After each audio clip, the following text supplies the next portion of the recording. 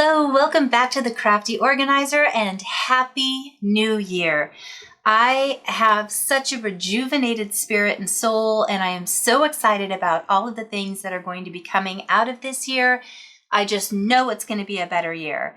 So one of the things I did over the holiday break was redo my area. I know it probably looks the same, but if you notice, I have space in front of me. This area, if you're new to my channel, is actually in the middle of my garage. I mean, floating in the middle of my garage. These bookcases are creating a wall. I have more bookcases over here that are creating another wall. Right in front of me is my garage door. The only real wall is the one side of the garage over here.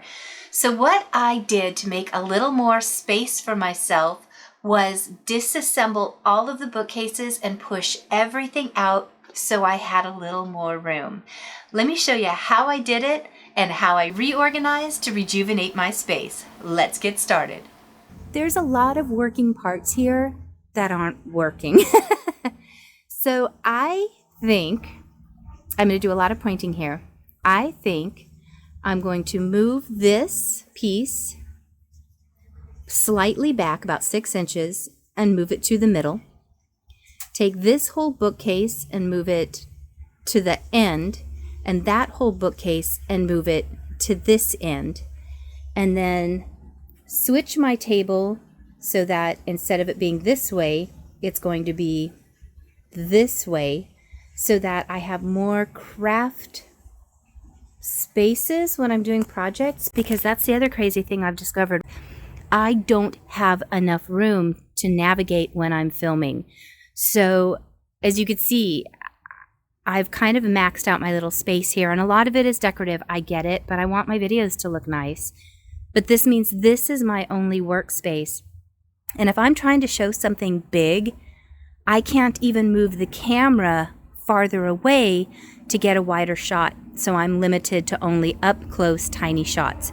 So by allowing this setup to be different, I could actually mount my camera up here, and I've already been testing out the shot. So there's my camera, and I would have 8 feet to get a much wider shot, which means I could use this whole 6-foot table and this whole area, which is 11 feet, to be in my shot. So I think that's what I'm going to do. Ooh, Alexa said I'm done. Thanks, Alexa.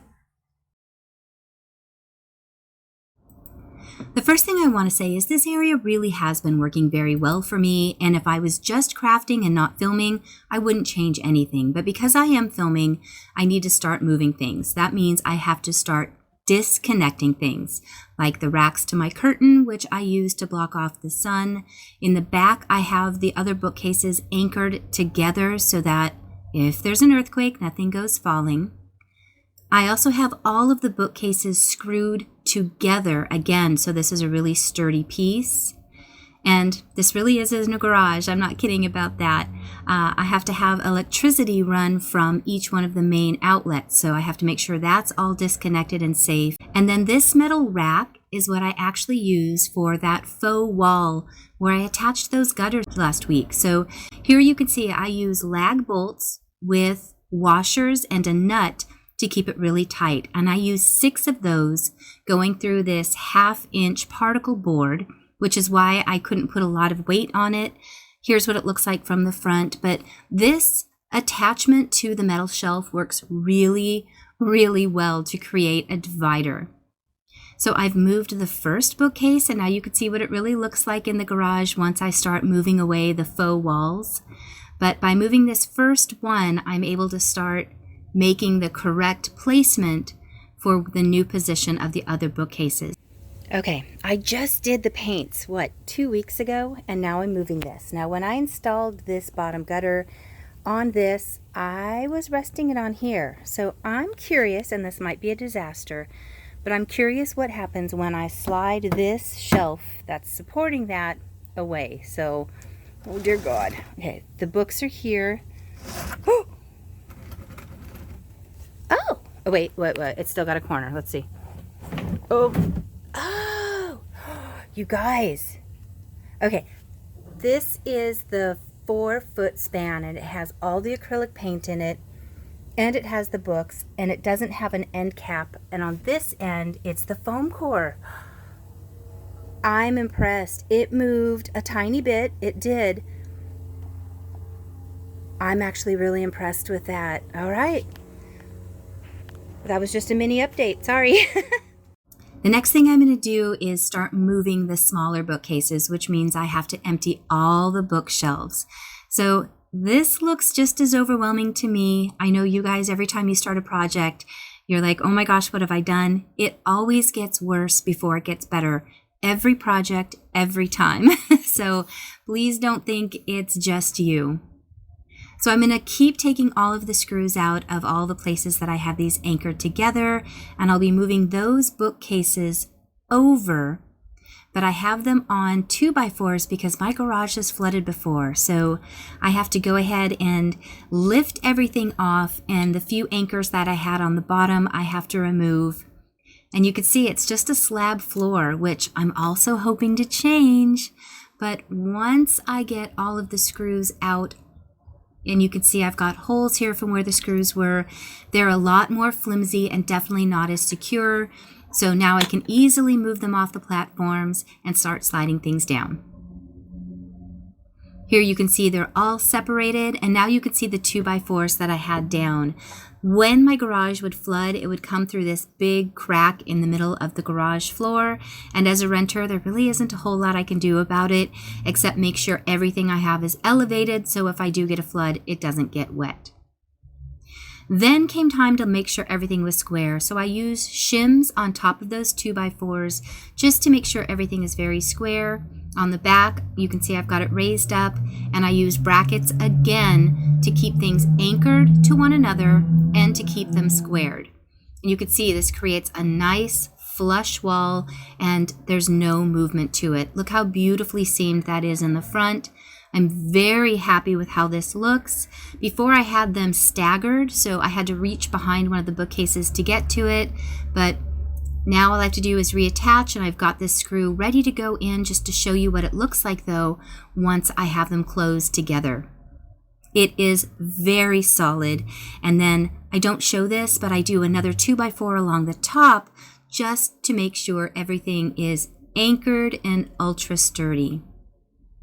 Now this section where I moved things over, I have a big gap. This was the board I was using before to close that gap up, but now it's bigger. So I need to get something so that I can close up the gap along the top here. I also want to see if I can get something to seam along the front just to make it look nicer, and something much wider on that right side so it feels like a room.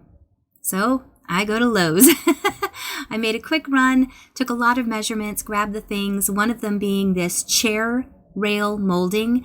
I got a 12-foot piece, and I think it was like $10. So each piece is 6 feet, and I'm going to attach that to the face of it just so it looks nice and clean. I had them cut it down for me. So for $10, I am elevating the look of these simple bookcases, and I'm just using simple finishing nails to put them in. They go in really easily. I leave the last about ½ inch though, so I don't damage the molding, and I use a small screwdriver just to finish tapping it in, and then I'll take some putty.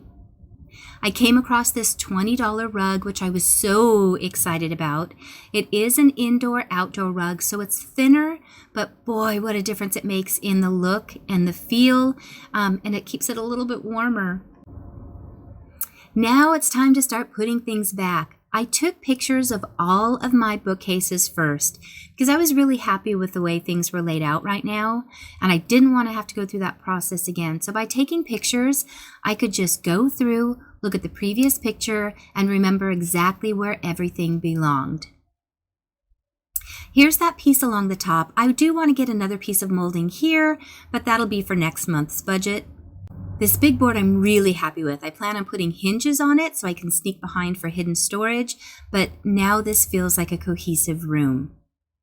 So you ready to see what it looks like afterwards? I've always enjoyed this view right outside. I like having the fresh air and the natural light, but now I can look at my computer monitor as I'm editing, which is so much nicer. This upcycled corner unit that I got from the curbside a couple months ago is still one of my favorite pieces, but this finally feels like a complete room. I am so happy with this. Let me show you from another point of view. Here we are standing at the entrance of the garage, and this is where I'll be doing the Annie's videos. I love this. Particle board is so much nicer in the middle. It really is nicely framed out by the bookcases. And I do, now that I've moved things around, need to touch up with paint, but I'll get to that later. I enjoy working in my craft room and on my craft room. It's kind of an extension of me. So some of these places where the boards didn't quite line up, I will get another small piece of trim when my budget allows. Or if it really bothers me, I could always use just a small piece of white tape. Or if I really am worried about it, which I'm not, I could always use a little bit of caulking, which would peel off afterwards. But I am so excited. This feels like a completely finished room finally. So I've gotten my curtains reattached. These are the things that I don't use as often. My Cricut, I'm hoping to use more, but I don't. So I always suggest keeping the things you used most often the closest. Domino is something I use all of the time. This is his spot. I think he does it so he blends like a chameleon.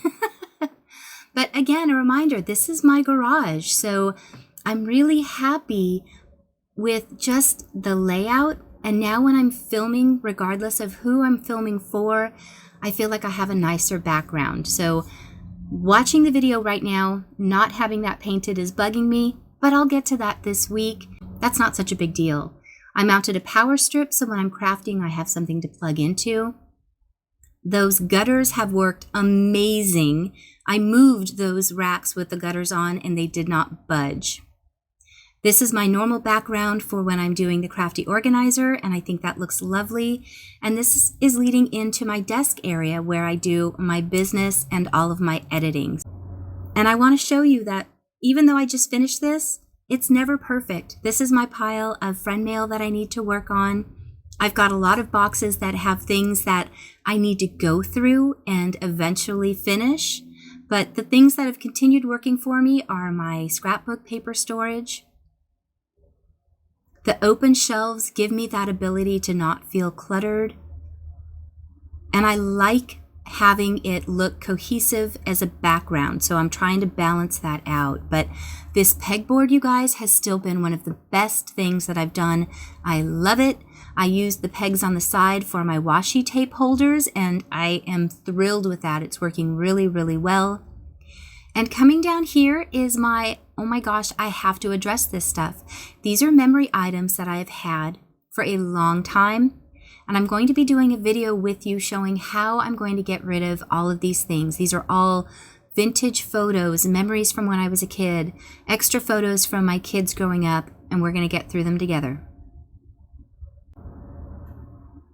So that's my space. I hope you like it just as much as I do. I really am happy with the final outcome.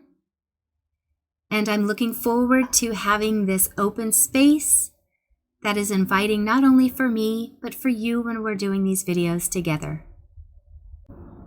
Really quick, I wanted to say thank you to Allison, who had made these ornaments as my birthday gift when we were paying it forward. She sent me a copy of the sets that she made, and she shared with some of the senior centers in the area. Allison, I love these, and I appreciate you sending them to me so much. And then this adorable book was the package that I got that I didn't open until Christmas.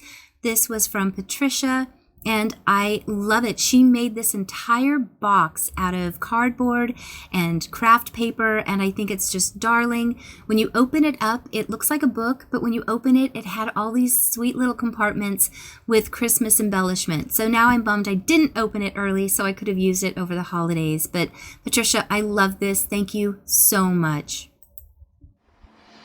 You guys, I seriously am so excited about this new year. Now, one of the reasons I did all of this is because you may or may not know, I am working with Annie's Creative Studio, and I have a series that I'm working with them called The Uncluttered Crafter, where a couple of different people come and put content on how to get your craft spaces organized.